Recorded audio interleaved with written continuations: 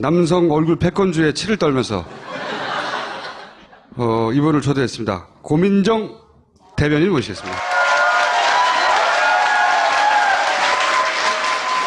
러브 스토리가 유명하잖아요. 시인 남편과. 지금 같이 와 있는데. 아, 그래요? 네. 그거 오시죠, 같이? 아니, 제가 남편을 초대하려는 건 아니었는데. 예. 네, 반갑습니다.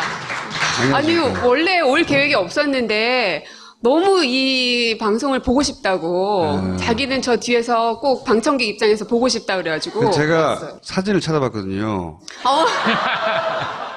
인터넷에 있더라고요. 그래서 저쪽 오른쪽은 김미화 선생님 닮은. 자, 제가 모신 이유는 몇 가지 이유가 있어요. 처음에 왜 멀쩡한 회사를 관두고 문재인 후보와 함께 한 거예요? 대통령과? 대통령 될 줄 알고? 저는 제가 다녔던 KBS라는 회사가 그렇게 좋은 곳이었다는 걸, 나가고 나서 한 2달쯤 지났는데, 파천교를 건너다 보면, 영등포 쪽에서 여의도 쪽으로 오다 보면 KBS 그 건물이 크게 보이더라고요. 그걸 보는 순간, 되게 큰 회사였구나. 내가 저길 왜 나왔을까. 순간 그런 생각이 들긴 했는데, 지금도 그렇고요. 그리고 처음 그때 마음을 먹었을 때도 그렇고, 추호의 흔들림이나 후회는 없었어요. 예. 누구를 연상시키고 그러세요? 왜 제안을 받아들였어요?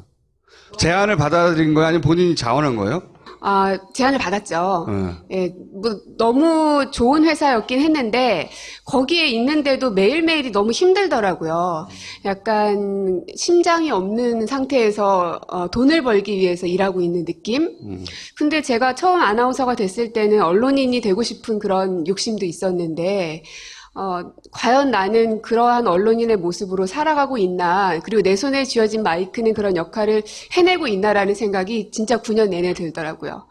그래서, 늘 갈증이 있었는데, 그 순간에 당시 문재인 대표님께서 손을 내밀어 주셨고, 근데도 결정을 바로 못했어요. 왜냐하면 이 회사에서 받는 월급으로 저희가 생활을 해야 되기 때문에 제가 경제 생활을 하니까 네. 옆에도 앉혀놓고 미안하네. 들어가실래요? 이미 그 연애할 때부터 저는 마음을 먹었거든요. 남편의 꿈이 시인이고 내가 꿈이 아나운서면 둘 다 꿈을 이루면서 살자. 근데 다행히 아나운서는 돈이 되고 시인은 돈이 안 되네. 그러면은 아나운서 돈으로 살면 되지 뭐. 거기에 맞춰서 살지 뭐. 이제 그 생각이었기 때문에 결혼 잘했죠? 자, 그러면 남편 버전 들어보겠습니다. 저는 이제 그 덕분에 제가 젊었을 때, 어렸을 때 청춘 시절에 꿈이 2개가 있었습니다. 내가 평생 시를 쓰며 살겠다. 그게 첫 번째 꿈이었고, 내가 죽기 전에 멋진 사랑은 내가 한번 해봐야 되겠다. 이게 2번째 꿈이었습니다. 근데 어느 날 갑자기 한 사람이 나타나면서 이 2개의 꿈이 다 이루어지는 역사가 이루어졌습니다. 듣고 싶지 않고요. 처음 제안 받으셔서 만나고 고민하셨을 거 아니에요? 고민했죠. 예, 어느 대목이 제일 고민이 되던가요? 일단 수입도 고민이 되는 거고. 그렇죠. 고민됐죠. 그리고 다시 돌아갈 수 없는 곳이기 때문에 후회하지 않을까에 대한 고민, 그리고 정치 영역으로 가는 거기 때문에 과연 내가 할 수 있는 역할이 있기는 할까 하는 고민이 사실 많이 됐어요. 그래서 처음에는 남편이 제안을 이쪽이 먼저 전화를 받았어요. 미안했는지 저한테 바로 전화를 못하고 여기에다가 전화를 해서 여차저차하니 고민정 씨에게 좀 전해주십시오 했는데 저한테 며칠 동안 얘기를 안 했어요. 수입이 없어지니까. 저라는 산을 넘어야 가능하다고 생각했겠죠. 되게 멋진 말 많이 한다. 시인이잖아요. 나 또한 내가 할 수 있는 일이 없을 거라 생각했고, 왜냐하면 정치는 싸움의 영역이라는 생각이 강했어요. 그리고 뭔가 쟁취해야 되는 곳이고. 근데 나는 그러한 캐릭터도 아니고 그러한 일을 해보지 않았는데 나를 왜 부를까? 내가 필요하기는 할까? 하던 고민을 하던 찰나에 오히려 그때 남편이 얘기하더라고요. 왜 그런 고정관념을 갖느냐? 정치라는 영역이 꼭 그렇게 싸움만 있는 것은 아니다.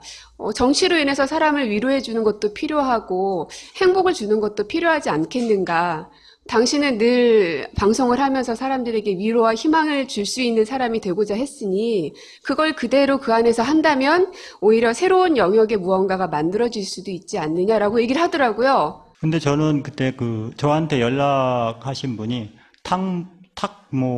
탁현민이요? 네. 교수의 자질에는 한참 부족하죠. 네. 네. 책을 쓰면 나무가 불쌍하고. 그분한테 이제 연락을 받았는데, 얘기를 하고 이제 며칠 동안 얘기를 안 했죠. 근데 그 전에도 작년 여름엔가 한번 언뜻 운을 띄운 적이 있었어요. 근데 저는 그때 이제 말도 안 된다는 얘기를 했었고. 두 분이 네. 문재인 왜? 대통령을 만나셨나요?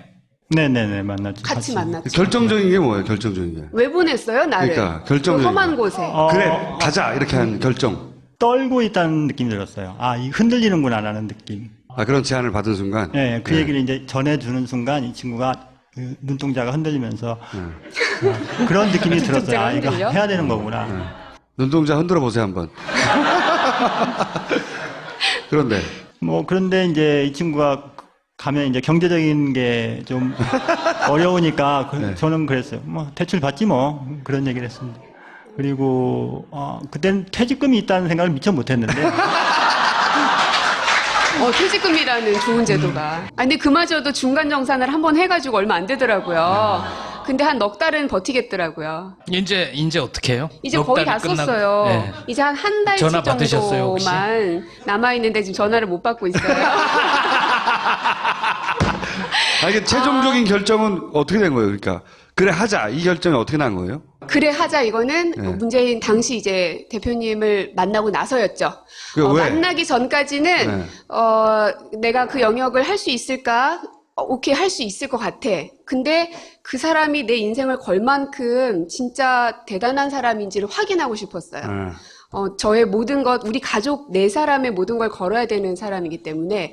근데 딱 만났는데요. 만나고 진짜 몇 분 얘기 안 하고 홀딱 반해버린 거죠. 얼굴에 또 넘어갔구만. 얼굴 하나 하고 끔뻑끔뻑. 얘기를 한 2시간 정도 밥을 먹으면서 이야기를 나눴는데 처음엔 바쁜 분이니까 할 말만 하고 한 30분 안에 일어나실 거라고 생각을 했거든요. 저도 그렇게 생각했어요. 근데 한 2시간을 계속 얘기를 하시더라고요. 그때 참 고마웠고, 그리고 자리 약속을 안 하시더라고요. 내가 당신이 나의 손을 잡아주면 어떤 자리를 주겠다. 거기에 뭐, 많이 당했어요, 사람들이. 거기에 또 감동을 하게 되더라고요. 자리를 안 줘서. 만약에 자리를 저에게 약속을 했더라면 되게 실망했을 것 같아요. 저는 시인을 선택한 여자잖아요. 그러니까 그만큼 돈이라는 것과 거리가 먼 사람이죠. 돈은 안 밝혀도 명예와 권력을 밝힐 수는 있잖아요. 권력은 아니고 명예. 얼굴을 밝힐 수도 있죠, 얼굴. 얼굴, 그렇죠. 저는, 부인을 못하겠네. 그러니까 남편분은 그러면 당시 문재인 후보의 어떤 말이 넘어간 거예요?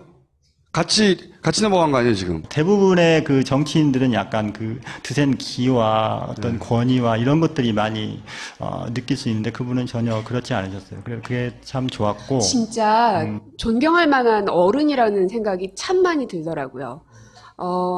정치인을 떠나서 대통령을 떠나서 이런 사람이 대한민국에 있다니 그리고 이런 사람을 내가 만날 수 있다니 그것만으로도 참 흥분됐던 순간이었던 것 같아요. 오늘 계속 TV조선 분위기로 갑시다. 혹시